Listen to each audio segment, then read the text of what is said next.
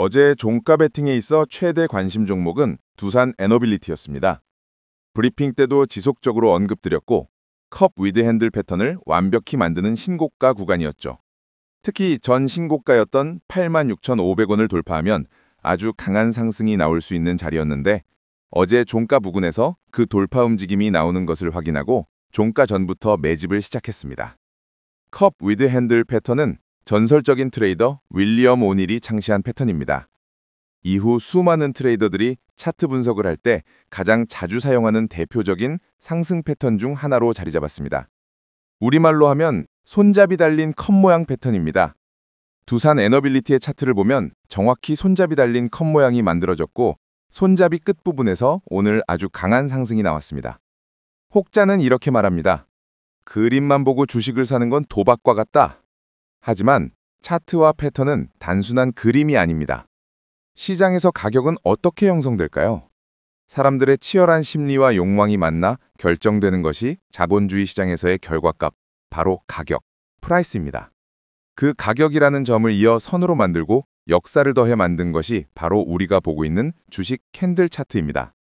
그런데 어떻게 그것을 단순히 그림이라고 할 수 있을까요? 우리는 이 차트와 패턴을 통해 시장의 심리를 읽어내야 합니다. 그렇다면 먼저 윌리엄 오닐이 어떤 시장의 심리를 읽고 컵 위드 핸들 패턴을 만들었는지를 이해해야 합니다. 보통 52주 신고가, 특히 역사적 신고가를 찍은 주식을 가지고 있는 투자자들의 심리를 살펴보면 신고가인 주식을 가지고 있는 사람들은 모두 수익 구간에 있습니다. 그럼 어떤 생각이 들까요? 몇 년을 기다렸는데 이제 본전이 됐구나. 이제 수익 좀 보겠네. 이런 생각이 들게 되죠.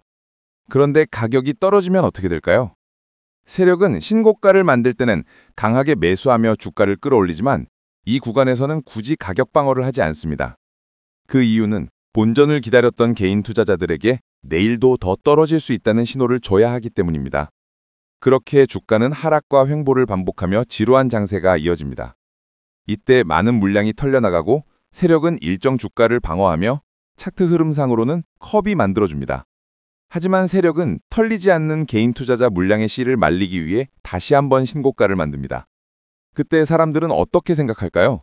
학습 효과에 의해 그래, 내가 팔 수 있는 마지막 기회가 될 거야 라고 생각하며 매도 물량이 쏟아지고 역시나 가격 방어는 없습니다.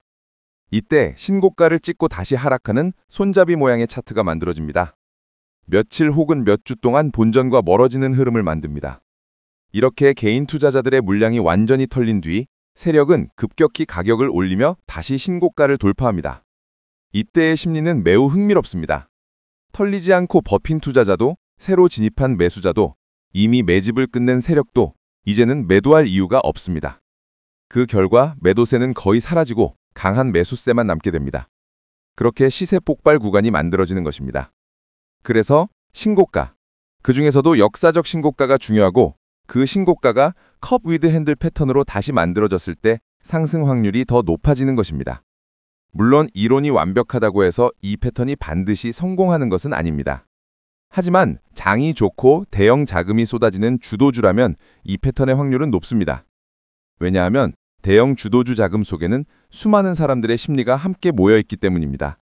그래서 차트는 단순한 그림이 아니라 심리를 읽어내는 기술이라고 윌리엄 오닐이 강조한 것입니다. 물론 차트만으로 모든 것이 해결되진 않습니다. 매수의 3원칙, 재무, 차트, 재료, 이 3박자가 모두 맞아야 합니다. 최근 두산 에너빌리티는 수주량이 늘어나고 호실적이 기대되고 있으며 에이펙이 코앞으로 다가오면서 원전을 다시 위대하게 라는 슬로건 아래 한미 만유가 프로젝트라는 강력한 재료가 있습니다. 그렇기 때문에 종가 베팅을 안 하기 어려운 자리였죠. 물론 손절과 비중은 항상 원칙대로 지켜야 합니다. 그 관점에서 전날 종가 매수, 다음날 매도로 대응한 것입니다. 두산 에너빌리티는 또한 오늘 하루 종일 시장의 중심에 있었습니다. 종가 베팅뿐 아니라 장중 매매 관점에서도 충분히 접근 반응한 흐름이었죠. 이때 나타난 것이 바로 변동성 축소 패턴이었습니다. 이 패턴은 전설적인 트레이더 마크 미너비니 등 많은 트레이더들이 자주 사용하는 패턴으로 고점과 저점의 폭이 줄어들면 줄어들수록 시세가 폭발하는 지점이 만들어진다는 이론입니다. 그림처럼 고점과 저점이 만나는 지점, 그곳이 바로 매수 포인트가 됩니다. 이 패턴 또한 심리로 해석할 수 있습니다. 일정한 고점에서 반복적으로 하락이 나타난다는 것은 사람들이 그 구간을 비싸다고 느끼고 있다는 뜻입니다. 두산 에너빌리티로 보면 94,000원 부근이 그 지점이었습니다. 하지만 저가는 점점 올라갔습니다. 이는 비싸서 판 사람들의 물량을 조금 더 싸지면 사겠다는 사람들이 받아주고 있다는 의미입니다. 처음엔 89,500원이 싸다고 느꼈던 투자자들이 시간이 지나면서 이렇게 생각합니다. 92,000원도 괜찮네.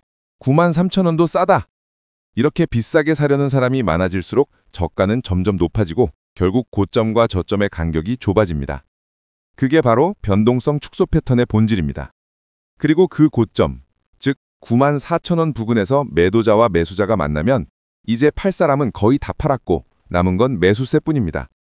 이때 시세 폭발합니다. 세력도 이 구조를 너무 잘 압니다. 그래서 일부러 한번 하락시키며 물량을 털어낸 뒤 올리는 경우도 많습니다. 두산 에너빌리티 역시 그랬습니다. 베이스 축소 패턴의 끝지점에서 매수했지만 오후 2시경에 한번 물량을 털어낸 뒤 강한 수급이 들어오며 급등이 나왔습니다. 저는 그 구간에서 수급과 함께 매도 포지션으로 대응했습니다. 이처럼 주도주를 매매하다 보면 이론적으로 공부했던 패턴들이 실제 시장에서 그대로 작동하는 순간들을 자주 만나게 됩니다. 오늘은 운이 좋았습니다. 시장 수급도 좋았고 제가 세운 이론도 잘 맞아 떨어졌습니다.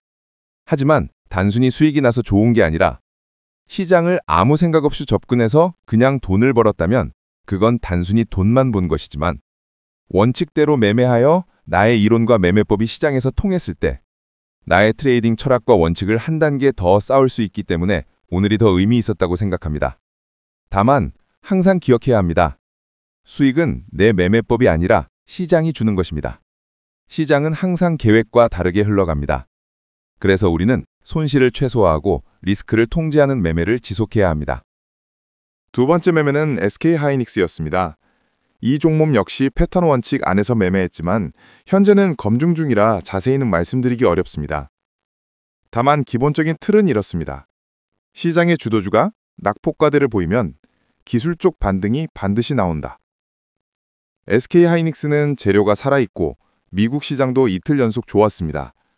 에이펙 기대감과 3분기 역대급 실적까지 더해지며 재무, 차트, 재료가 모두 완벽하게 맞아떨어졌습니다. 오전에 기술적 반등 구간에서 일부 매도했고 이후 수급이 꾸준히 들어오면서 나머지 물량을 정리했습니다. 마지막으로 오전에 대응했던 스캘핑 매매입니다. 심택은 전날부터 이상한 슈팅이 자주 나오며 고점을 두드리는 간보기 흐름이 보였습니다. 고점 부근인 61,700원대를 수급과 함께 강하게 돌파할 때 매수했고 언제 흔들릴지 몰라 슈팅이 나올 때 바로 매도했습니다. 이후 전고점을 돌파할 때 재진입하여 강한 수급이 들어오자 분할 매도하며 대응했습니다. 클로봇도 마찬가지인데 전고점을 뚫고 좀 늦게 발견하여 수급이 유지되는 것을 보고 매수, 다시 두 번째 슈팅 수급이 들어올 때 매도로 대응하였습니다. 당시 시장은 대형주 중심으로 자금이 몰려 있었고 지수 흐름도 약세였기 때문에 오히려 강한 수급이 들어올 때 매도 포지션으로 대응했습니다. 시장에서 돈을 버는 것보다 중요한 것은 스스로의 트레이딩 철학과 매매법이 지속적으로 성장해 나가는 것입니다. 시장은 언제나 변하지만 배움은 변하지 않습니다. 이 배움을 통해 우리는 더 깊이 있는 트레이더로 성장할 수 있습니다. 그 배움을 함께하고 싶다면 구독해주세요.